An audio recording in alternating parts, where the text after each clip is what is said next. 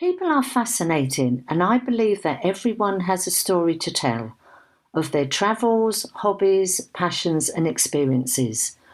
I want to get those stories told so they can entertain, inspire, and showcase the amazing talents of people and giving you, the listener, food for thought. My guests have taken risks, put themselves out there, created businesses, or taken their passion to the next level. I feel very privileged and honoured to tell all those stories in my All About You podcast. Enjoy the conversation. Welcome to the All About You podcast. And today my guest is Mary Beth, and we are talking about superpowers. Mary Beth, welcome to the podcast. Thanks for having me. I'm thrilled to be here. Can we start off with just talking about what is a superpower? Absolutely. It's quite easy. A superpower is something that we are naturally great at. We don't even think about it. We do it all the time. And the second is we love doing it. We could do it every single day for the rest of our lives and love it. And the third is it makes a difference for us and other people. So, it sounds so inaccessible, like, oh, I have a superpower, really? I don't think I probably do. But actually, as Sheila, you and I have talked, because we talked last week and we talked about your superpower, I can imagine that you went away thinking, oh, of course I have a superpower. And it's this, and it's always there, and it's always been there, and I do love it, and it's natural for me. That is so true, because just to let people know, we did have a conversation and we talked about my superpower. Now, that was our very first conversation. You know nothing, or at that point, you knew nothing about me. You didn't ask me any questions. You just said, okay, this is what I believe is your superpower. And you basically said that to me, planning, organising, process thinking, seeing the details, that type of thing. And you absolutely hit it on the head. That to me was huge. And as you quite rightly say, I did go away thinking, well, that's just normal. Is that really a superpower? And then the strangest thing, over the last week, there were so many instances where people hadn't put things in their diary. People had forgotten about things. People hadn't got as organised as they should have done, and it caused a bit of a problem. And I thought, okay, maybe something I find just totally normal for other people is not necessarily a struggle, but really doesn't come naturally. So, yeah, you blew my mind. Absolutely. Oh, Sheila, well, it was great to work with you. I do my work intuitively. So my superpower is that I see other people's superpowers. I do sessions with people and I don't know anything about them other than their first name usually. And that way, when I get the information, it's nice and clean and clear. That's what I do. But since it's so natural to me, it's just the way my brain works, it always has been, it's easy to discount. And that's how we all are. Like you said, it's not that big of a deal. Doesn't everybody do this?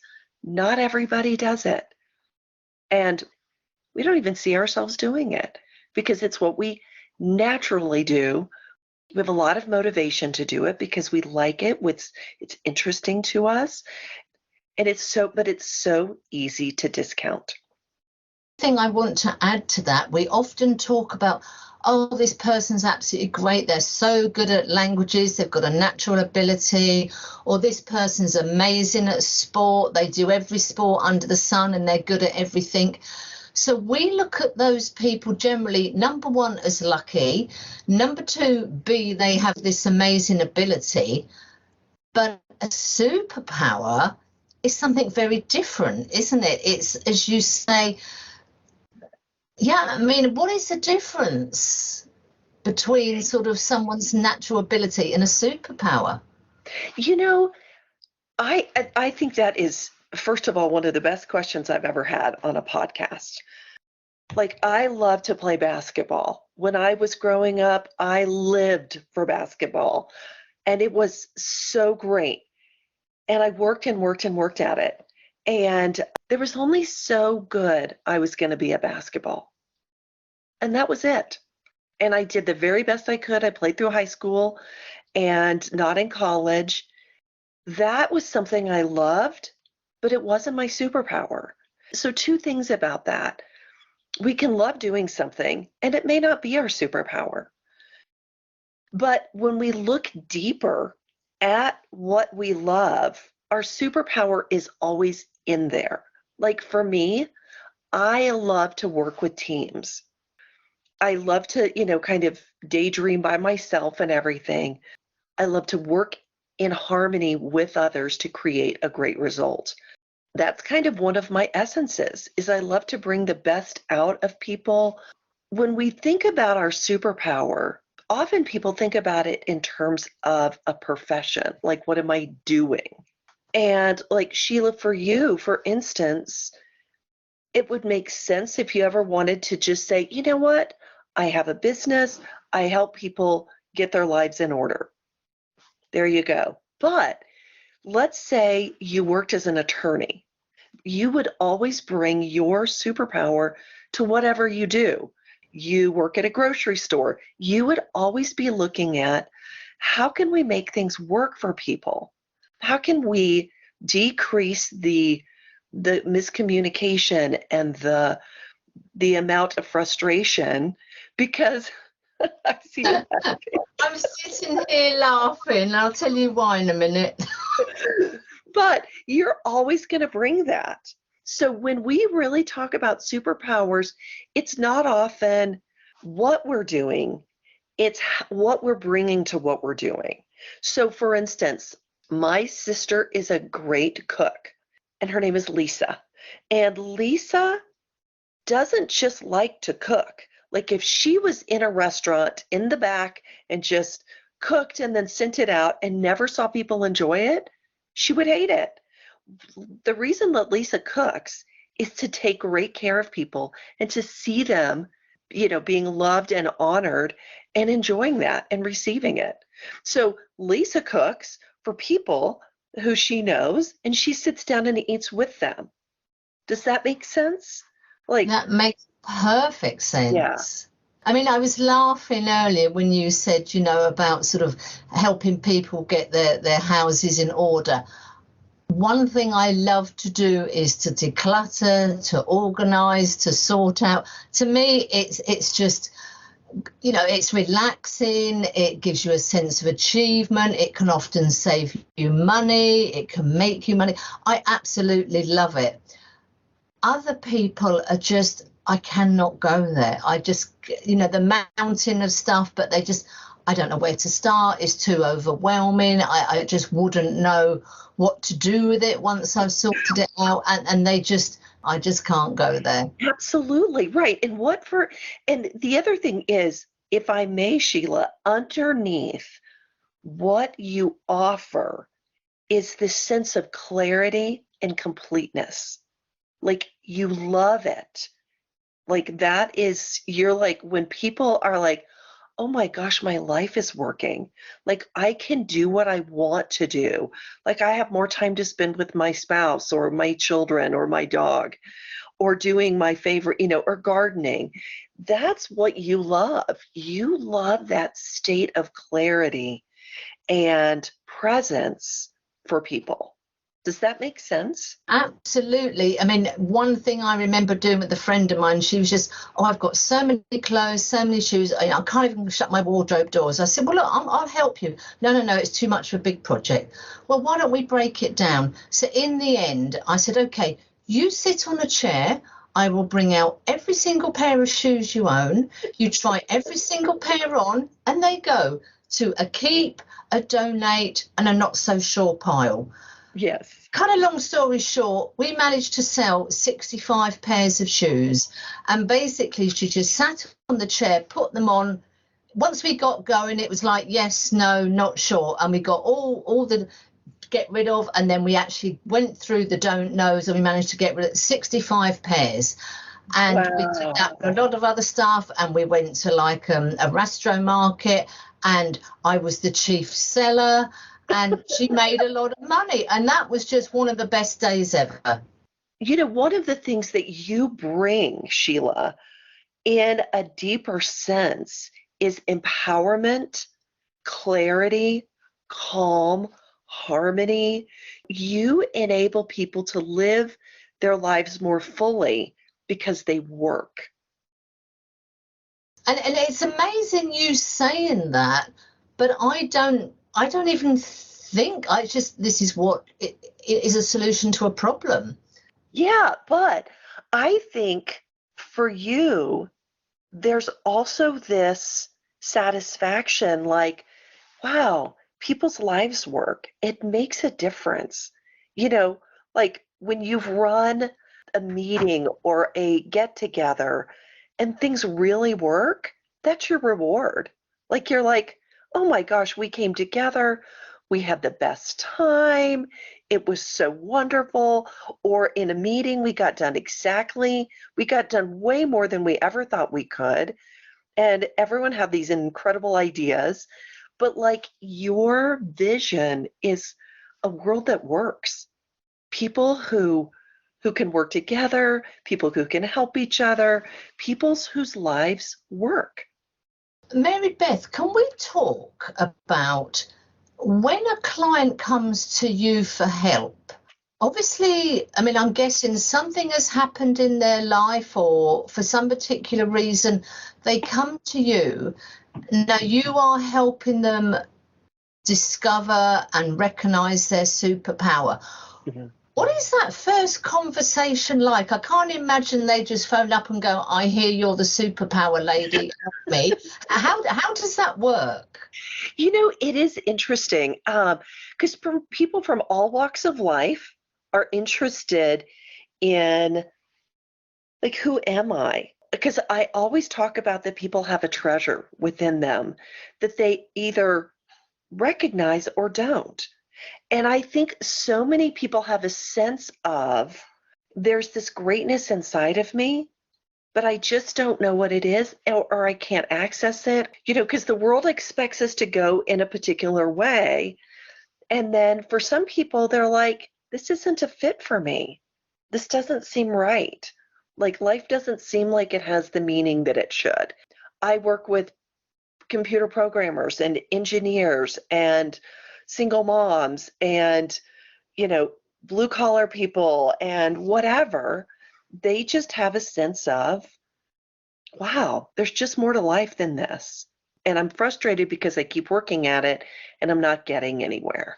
So I think that's the big thing, is people are intrigued. They see it. Like Sheila, you saw what I do and invited me to be, you know, to meet you and to possibly be on your podcast, because there was something in you that was like, that's really intriguing. That would be so interesting. Like, does everyone have superpowers? Maybe I have superpowers. And that's kind of how it works. And it's mostly through word of mouth. So that's kind of how it goes. And it is real. And people are very courageous, because it's not that easy to just open yourself up and hear what someone says about you. Because what if they say bad things? First of all, I never say bad things ever. It's always positive. But I think we have a sense of, deep down, like, I could be great at something. And my heart wants that. My heart wants to do this amazing thing. And it doesn't have to be amazing curing cancer. It could be, I made a difference in people's lives. I encouraged people. Things like that. I mean, that's incredible, isn't it? I mean, you know, we look at doctors and surgeons, that type of thing. They make a huge difference to people's lives. But if we can just help somebody maybe get a bit more organized, or get into the habit of, you know, writing things down in a diary sort of thing, so they are less stressed, they arrive at places on time, they've got whatever they need with them, that's going to make a huge difference. So although I may not look at that as a superpower, it's a case, well, yeah, but it's made my life easier. I'm getting there 5 minutes early. I've got the papers I need. And yeah, I feel less stressed to go forward with the activity. And you know what? And that's something that I love that you're saying is we may not realize the difference we make. I'm working with a programmer who he's wonderful. He was working and working and working on what he was doing. And he said, Mary Beth, I am losing my inspiration. And I said, I bet you are, because you're trying to make things so small and you're a creative genius. Why don't you let that out? I swear that most of my job, probably 90% of my job, is giving people permission to be who they really are. Here's another thing that I've learned over time. Whatever it is that we're great at, we expect ourselves to be great at other things that we don't even like doing. It's not enough just to be ourselves. Like if I had the perfect dream life, I would just talk to people about their essence and help them express that. That's it. And when you look at, I've not worked with Oprah, so I can't say, I don't have permission, but I would describe Oprah Winfrey's superpower as I dig for the truth and I share it with the world. That's what she does. And then look at what's happened. The conversations that people have are so different because of her show. One of the groundbreaking shows she had, there was a group of men in the audience holding pictures of themselves at the age when they were first molested, sexually molested.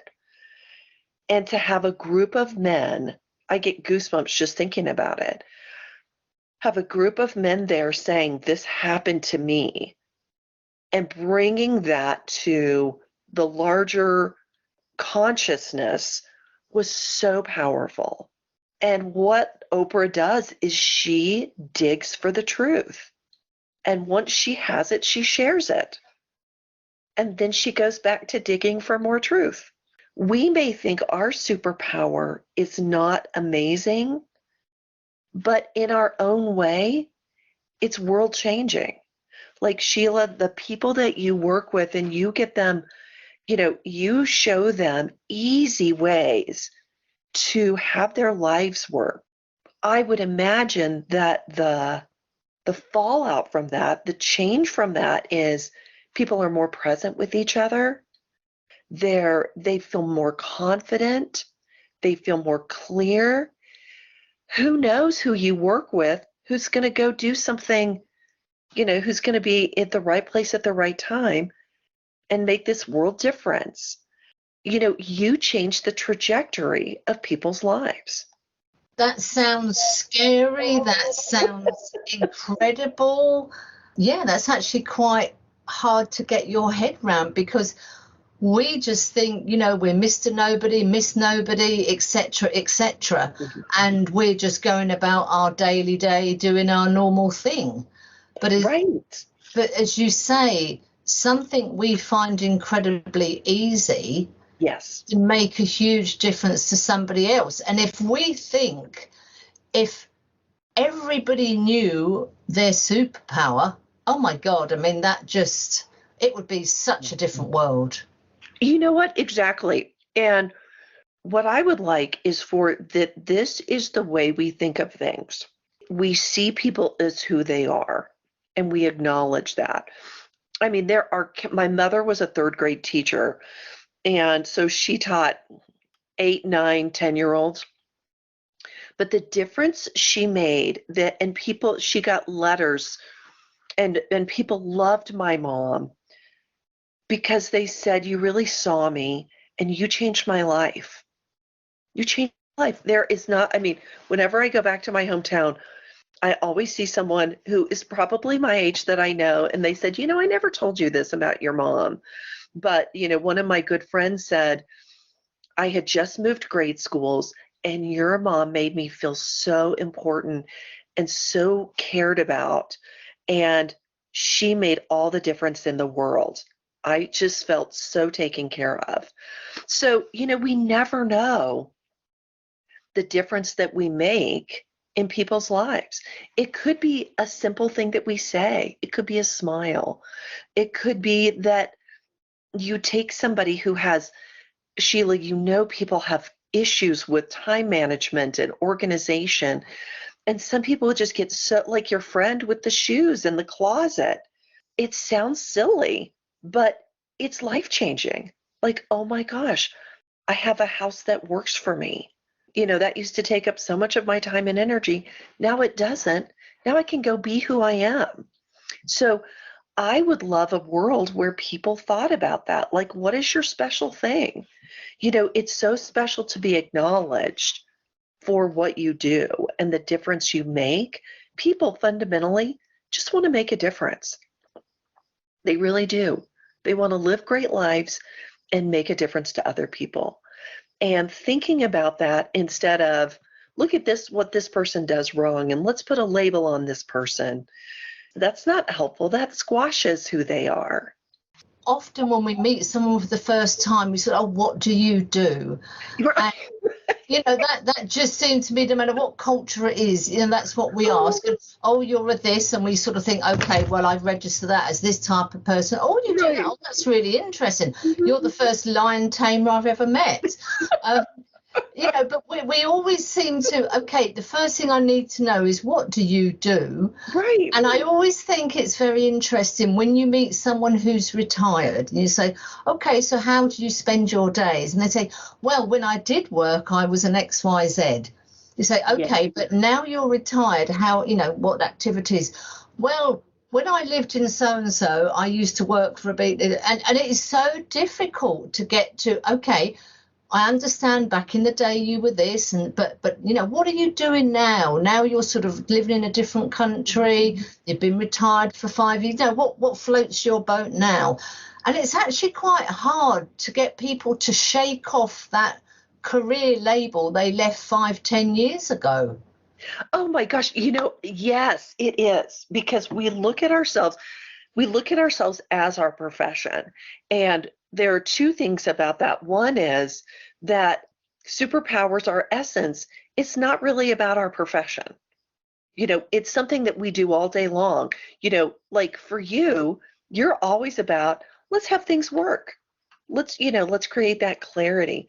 And the second thing is, we're always being reinvented as far as what we do. And I remember this great interview I read with Gabrielle Reese, who is a world famous beach volleyball player, or volleyball player, and I think beach volleyball player, and her husband, who's Laird Hamilton, who is a world-class surfer. And they both, retired from their professional sports, and they are doing amazing things. And one of the things that Gabrielle Reese said is, oh, she was also a swimsuit model and, all this stuff. She said, you know what? When we get together with people, the last thing I want to talk about is volleyball and modeling. She said, we have such full lives and we're engaged in so many things that we think make a difference. She said, who cares about that stuff? That was wonderful, but that's in the past. And I thought, what a great way to look at it. Their lives are about what they're doing to make a difference. And that's who they are. That's who they've always been. So instead of asking, what do you do for a living? Wouldn't it be interesting if we said, who are you? Oh my God, I'm going to try that. The next time I meet someone new, once I've got their name, okay then, Ted, who are you? I mean, right. They're going to say, sorry, can you repeat that again? So, yeah. Okay, Ted, who are you? Who are you? God, I'm going to write that down. Yeah, who are you? If somebody asked you that question, what would you say? So who are you? I mean, what would you say? I mean, that is $10 million question. Right. And now, having done this for over 20 years and gotten really comfortable with it, I would say, I see people's essences and I help them be fully who they are. Mary, can we go back to you having the superpower? Can you explain how you sort of tune in to somebody? Because you're not asking them 65 questions and from those Right. 65 answers you work it out. How does it work? What do you feel? Do you sense? Yeah, it's interesting. I don't want to know anything about people.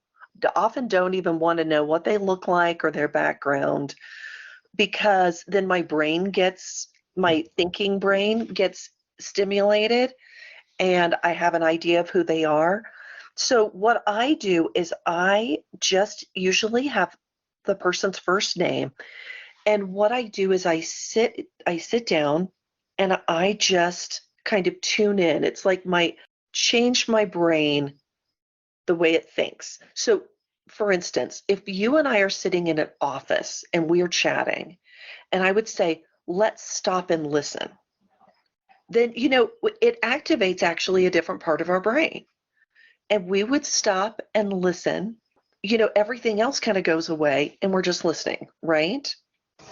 So my thing is similar to me. It's really easy. I've done it my whole life. I don't know how it works, but it's kind of like I stop my thinking brain and I tune in with people, and it's kind of like I've got the satellite dish and I kind of like get it set perfectly. And then I'm like, oh, Sheila, this is how Sheila is. This is Sheila's essence. This is the great stuff that she does automatically. And then that's what I say. That's what I explain to people. I do all of my work remotely. I don't get together with people usually because I don't want to travel the world just to have a conversation and then get on I've got my own life here that I love. And so it's not a problem for me to just tune in with people wherever they are in the world and know their essence. But it took me a long time to really appreciate that that's what I can do. So, Mary Beth, when was the first time you had this sensation, or you realized that there's something almost like you've got this second brain type thing? How Right, right. Yeah, I remember as a kid, my parents had wonderful friends and they had lots of friends. And whenever I would meet one of their friends, I would kind of tune in and say, are they safe? Are they safe for me to be with? Not like, I just meant like emotionally safe. Like, are they kind? Are they open? I just thought that was normal because that's what I did. But I remember distinctly doing it as a child. I grew up in a pretty conservative part of the United States. So there was not a lot of people to teach me about that ability. My grandmother was very encouraging, and I didn't really talk to her about specific things, but she was very open to new things. And so, in that sense, I got some permission from her to kind of delve into the things, the way that I looked at life. I would always tune in with people. I always wanted to understand, and it was kind of like when I tuned in with people, I felt the most me. I always wanted to tune in with people. I would have conversations even at a very young age that were very intimate, in that we would talk about things that mattered. And I would talk to my parents' friends, and they were so gracious with me, and they would talk to me like I was an adult, because I would kind of be like, what makes this person tick? So as neat as that sounds and as amazing as that sounds, everyone's superpower is equally as amazing as what I do. It's easy for people to say, gosh, Mary Beth, that's the coolest superpower ever. But you know what? We each have the coolest superpower ever. We just don't see it. Thank goodness I had enough drive and help and support to figure out who I was. And one of my sisters, Lisa, in particular, she always believed in me and encouraged me to talk to people about what I saw with them. She was really amazing.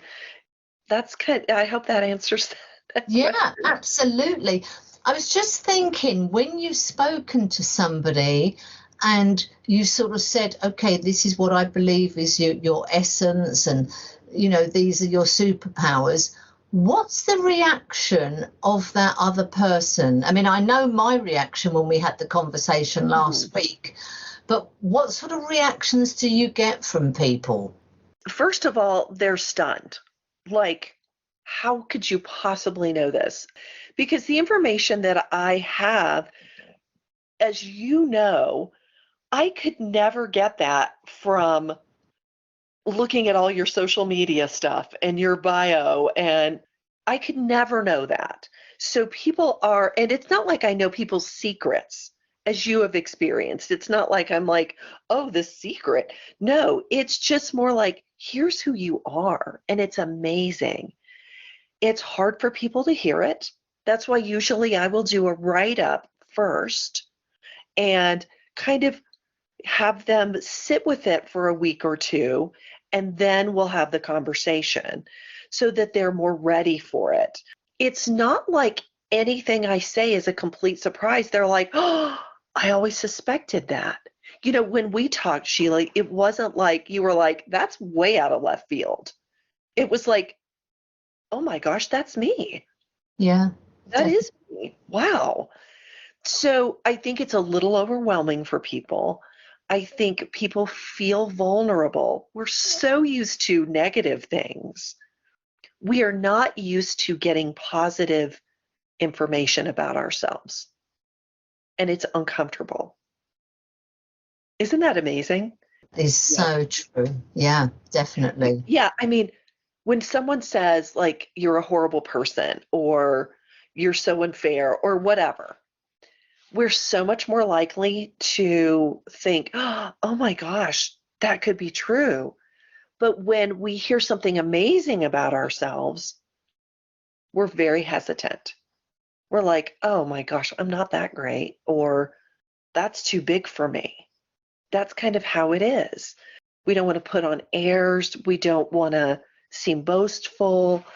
And that's why I say 90% of my work with people is giving them permission to be who they are. You and I working, you and I, this is kind of the second time that we have, interacted. And I would say, where I would go with you next, having already talked about how amazing you are at seeing the simple things people can do. You see things about people that they don't see themselves. They seem obvious to you. The reason that you want things to work is you want a world where things work, where, like where things work, and not like in a controlling way.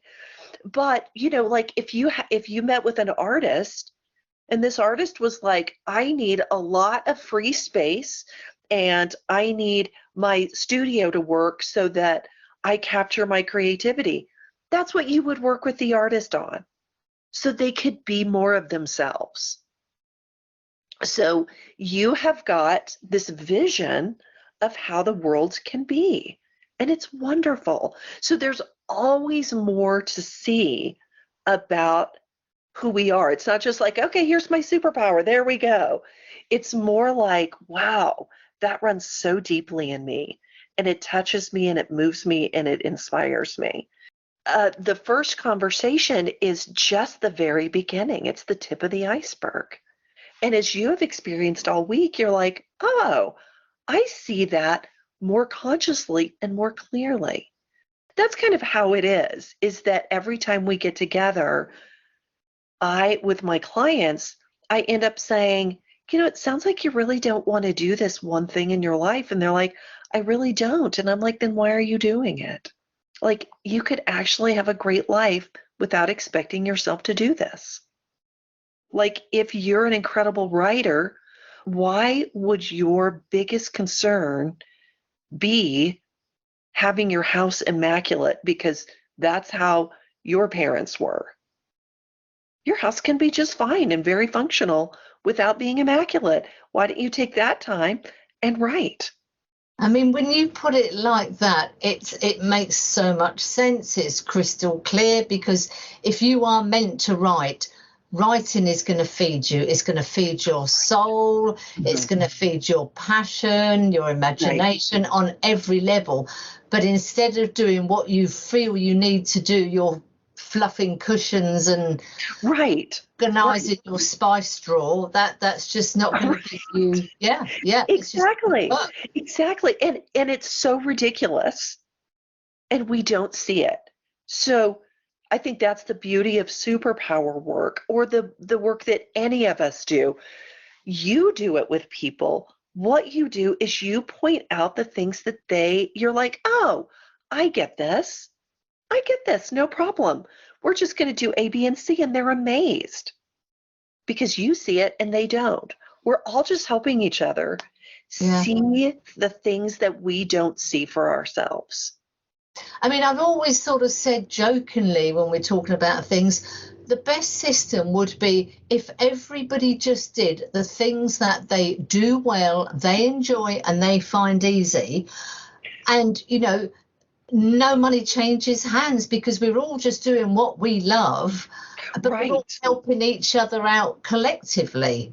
Exactly. Like there's a farmer who brings food. There's an architect and a builder who build homes. Like whatever it is, that you're right. I mean, can you even imagine a world where people did what they were called to do? This is kind of an old reference, but there was a journalist named Studs Terkel, and he wrote a book called Working. And it was turned into like a play. It was amazing. But people from who have seen the play and read the book always remember the bricklayer. There was a man who he interviewed, because he went and interviewed like waitresses, people who collected trash, and chefs and everyone.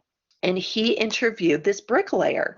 And the bricklayer was like, I love to lay brick. It is my art. I can't wait to do it every morning. And it was like this powerful explanation or example of what you're talking about. He loved it. It was his art form. And every day he would go lay brick, and he was like so good at it, and he loved it. We think, well, if, nobody would ever do A, B, and C if we all do what we wanted. I'm like, but there are bricklayers. There are people who love to garden. There are people who, love to design roads and bridges. Probably a year ago, I had this great interview with a woman who said, I said, well, I really feel like I just have to have my whole life together before I, really get out there and explain to people what I do. And she said, can you deliver on what you promise? Can you see people's superpowers? And I'm like, oh my gosh, yes, all day long, no problem, super easy. She said, that's all people care about. And I thought, I've been spending all this time trying to get my life to be perfect instead of getting out there and helping people. Why don't I just do that? And paradoxically, my life works so much better. Our lives work so much better when we're doing what we love. Like you said, it's exactly like you said. We have inspiration, creativity, our genius comes up. We have enthusiasm and drive when we're doing the things that are a true self-expression for us.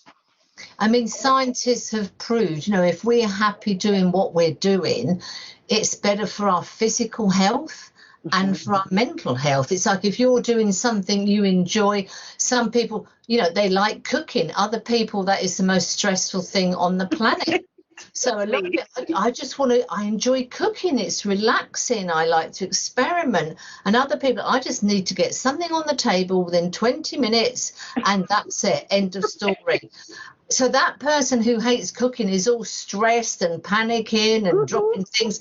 the person who just adores cooking, nice relaxing music on, might take 2 hours, but that's what I'm all about.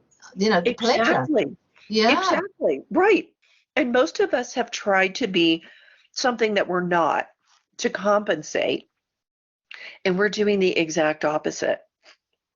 One of the most profound people that I've ever met, her name is Margie Parrott, and she tells a story of trying to be like someone else, like I should be like this other person, which I'm so glad she got over it, because she's just an incredible person.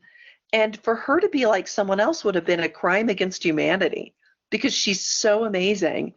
And I thought, oh, and I always tucked that away. Like, that's what happens. Thank goodness Margie was Margie, instead of being like somebody else that she thought she needed to be like. We don't need to be like others. We need to be like ourselves. Like for you, Sheila, to, provide what you do is so powerful, that if you were thinking, I need to be a size 2 and have the perfect, I don't know, feet, it would be a waste. Somebody who wants to have the perfect feet and the manicured and the ball, that's wonderful if that's their thing. But why are the rest of us worrying about all that stuff if it's just not us? I mean, there's a great quote, isn't it? Something about enjoy being you because everybody else is taken. Right. I mean, know.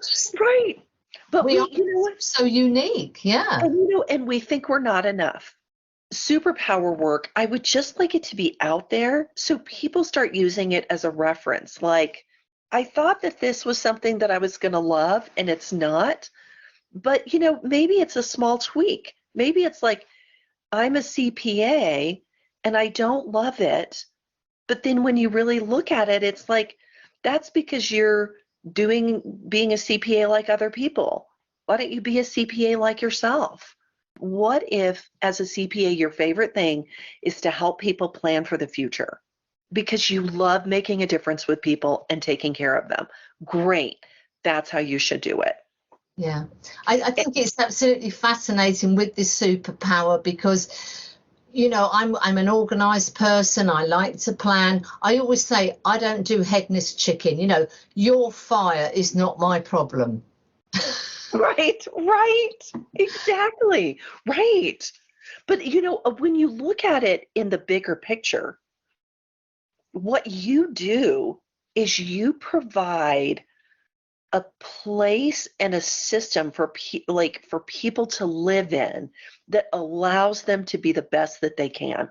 I mean, one thing I was thinking the other day, because I knew we were having the podcast today, and I was thinking about my superpower, and I was thinking, I think I might have a second superpower, and I was thinking with the podcast, the idea is that everyday people tell their stories, their travels, their passions, their experiences. And I'm sure you've had so many conversations with people. Oh, I'm in the middle of writing my life story, or I'm writing a non-fiction book. Okay, how far have you got? Well, yeah, I've written 2 chapters, or yeah, it's nearly finished. And well, yeah, it's still sitting in the drawer and all this, that, and the other. And I was just thinking, most people want to write a book. Some people get that done. A lot of people get that done. But a lot of conversations you have, it's an unfinished project. And I always think for people to tell their story on a podcast is 1% of the effort compared to 100% of you writing a book. And yes.